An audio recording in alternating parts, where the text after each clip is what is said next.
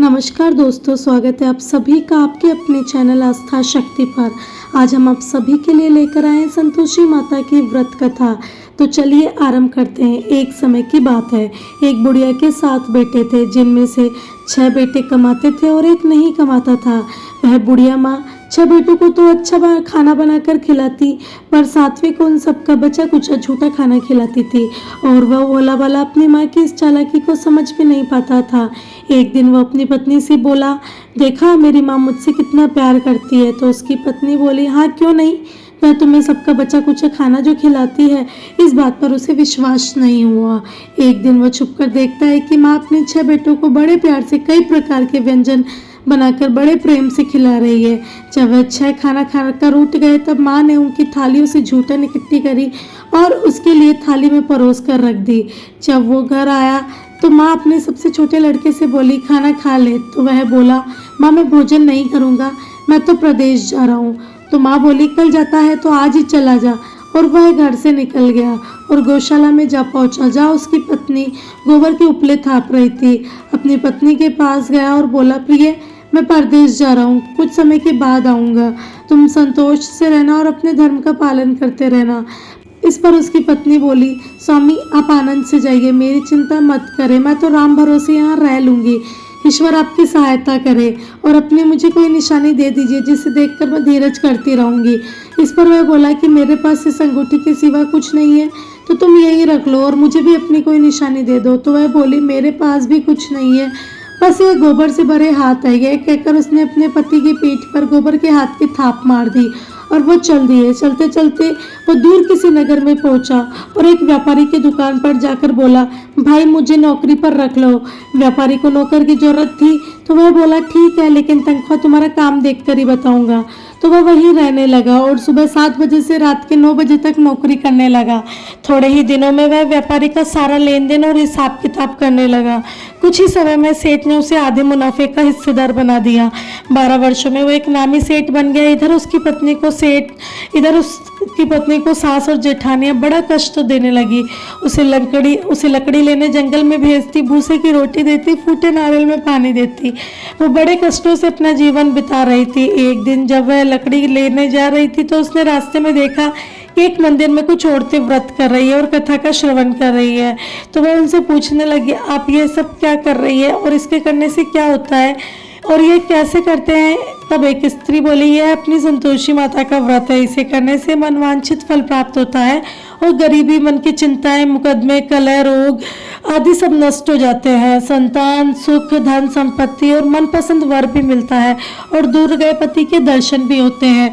उन्होंने उसे व्रत की विधि बता दी। उसने रास्ते में सारी लकड़ियां बेच दी और उन पैसों से गुड़ और चना खरीद लिया और व्रत की तैयारियां कर संतोषी माता के मंदिर में पहुंची और माता से दुखी होकर विनती करने लगी, माँ मैं अज्ञानी हूँ, बड़ी दुखी हूँ, आपकी शरण में आई हूँ, मेरा दुख दूर करो। अब वह ऐसा हर शुक्रवार को करने लगी। एक दिन माता को उस पर दया आ गई। शुक्रवार को उसके पति का पत्र आया और अगले शुक्रवार को पति का भेजा हुआ धन उसे मिला। अब माता के मंदिर में गई और उनके चरणों में गिरकर रोने लगी। बोली, माँ मैंने पैसे कब मांगे थे आपसे, मुझे तो अपना सुहाग चाहिए, मैं तो अपने स्वामी के दर्शन और सेवा करना मांगती हूँ। तब संतोषी माता ने कहा, जा बेटी, तेरा पति शीघ्र ही आएगा। और वह प्रसन्न होकर घर गई और घर के कामकाज में लग गई। उधर संतोषी माता ने स्वप्न में उसके पति को पत्नी की याद दिलाई और घर जाने को कहा। तब वह बोला, माँ मैं कैसे जाऊं, परदेश जाने की बात है, लेन देन के कई हिसाब बाकी है। माँ बोली, सवेरे उठकर मेरा नाम लेकर घी का दीपक जलाना और फिर दुकान पर बैठना। सवेरे उठकर उसने वैसा ही किया। देखते ही देखते उसका सारा लेन देन साफ हो गया और धन का ढेर लग गया। वह खुश होकर घर की ओर रवाना हो गया। उधर उसकी पत्नी रोज लकड़ी लेने जाती और संतोषी माता की पूजा अर्चना करती। एक दिन वह बोली, माँ आज मैं यह धूल कैसे चढ़ रही है? तो माँ बोली, बेटी तेरा पति आ रहा है, तू लकड़ियों के 3 गट्ठर बना ले, एक नदी के किनारे रख ले, एक यहाँ रख दे और एक तीसरा अपने सिर पर रख दे। तेरे पति के दिल में इस लकड़ी के गट्ठे को देखकर मोह पैदा होगा और घर जाकर आवाज लगाना, सासू जी लकड़ियों का गट्ठा लो, भूसे की रोटी दो और फूटे नारियल में पानी दो, आज ये नया मेहमान कौन आया है? उसने वैसा ही किया। घर के आंगन में लकड़ियों का गट्ठर रखकर बोली, सासू जी लकड़ियों का गट्ठर लो, भूसे की रोटी दो, फूटे नारियल में पानी दो। आज मेहमान कौन आया है? यह सुनकर सास दौड़ी दौड़ी बाहर आई और अपने कष्टों को भुलाने के लिए कहा, बेटी तेरा पति आया, आ मीठा भात खा, भोजन कर, गहने पहन और कपड़े पहन। इतने में उसका पति बाहर आया और उसके हाथ में अपनी अंगूठी देकर माँ से पूछने लगा, माँ यह कौन है? माँ बोली, बेटा ये तेरी वधू है, पूरे 12 साल बीत गए, यह दिन भर घूमती फिरती रहती है, कोई काम काज भी नहीं करती, इसलिए तुझे देखकर नखरे कर रही है। तो वह बोला, माँ मैंने तुम्हें और इसे दोनों को देखा है, अब तुम मुझे दूसरे घर की चाबियाँ दे दो, मैं उसी में रहूँगा। तो माँ बोली, ठीक है जैसी तेरी मर्जी। और माँ ने चाबियों का गुच्छा नीचे पटक दिया। बेटे ने अपना सामान दूसरे घर में रख दिया। देखते ही देखते उनके राजा के सामान ठाट बाट हो गए। अगला शुक्रवार आया, वो अपने पति से बोली, मुझे संतोषी माता के व्रत का उद्यापन करना है। तो वह बोला, खुशी से करो। वो तैयारियों में लग गई। उसने जेठ के लड़के को जिमने पर बुलाया। पीछे से जेठानियों ने अपने बच्चों को सिखा दिया कि तुम खाना खाने के बाद खटाई मांगना, जिससे उसका उद्यापन पूरा ना हो। लड़के जिमते ही खटाई मांगने लगे। तब वह बोली, खटाई मैं नहीं दे सकती, ये संतोषी माता का प्रसाद है। लड़के बोले, फिर तो पैसे दे दो। भोली भाली समझ नहीं सकी और उन्हें पैसे दे दिए। वे पैसे लेकर खटाई खाने लगे। इस पर संतोषी माता क्रोधित हो गई। राजा के दूध उसके पति को पकड़ कर ले गए। वे बेचारी रोती हुई माता के मंदिर में गई और बोली, माता ये क्या किया आपने?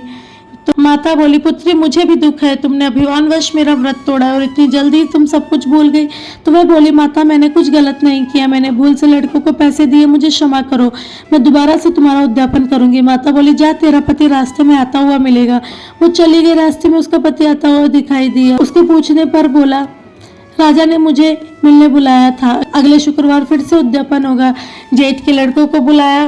जेठानियों ने फिर उन्हें सिखा दिया। लड़के भोजन के पहले खटाई मांगने लगे। तब वह बोली, खटाई नहीं मिलेगी। अब उसने ब्राह्मण के लड़के को बुलाकर भोजन कराया और दक्षिणा दी। संतोषी माता उससे प्रसन्न हो गई और 9 महीने बाद उसके एक सुंदर चंद्रमा के समान पुत्र हुआ, जो अपने पुत्र को लेकर रोजाना मंदिर जाने लगे। एक दिन संतोषी माता ने सोचा कि यह रोज मेरे यहाँ आती है, अब मैं इसके घर जाकर देखती हूँ इसका ससुराल। यह सोचकर संतोषी माता ने भयानक रूप, गुड़ व चने से सना मुख होठ सूंद के समान, जिन पर मक्खियां भिनभिना रही थी, ऐसी सूरत में वे उसके घर गई। घर की दहलीज पर पांव रखते उसकी सास बोली, देखो देखो रे, कोई डाकन आ रही, भगाओ इसे वरना किसी को खा जाएगी।